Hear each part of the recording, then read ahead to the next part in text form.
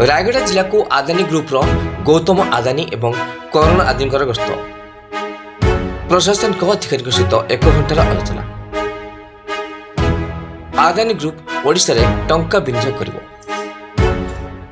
रायगड़ा जिले में 41,650 कोटी टंका व्यय वार्षिक 4 मिलियन टन क्षमता संपन्न आलुमिना रिफाइनरी एवं आनुषंगिक पावर प्लांट प्रतिष्ठा करिवो।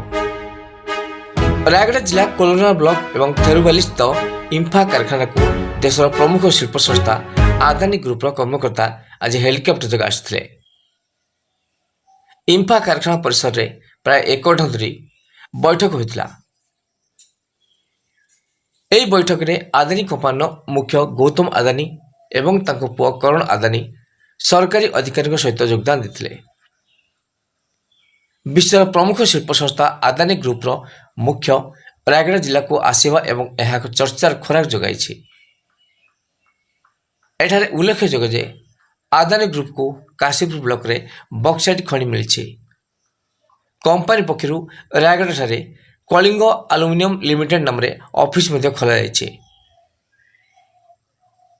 रायगड़ा ठारे शिल्प प्रतिष्ठा प्रथमे कोलोना ब्लॉक रे पाखापाखि 1700 एकर जमी देखा।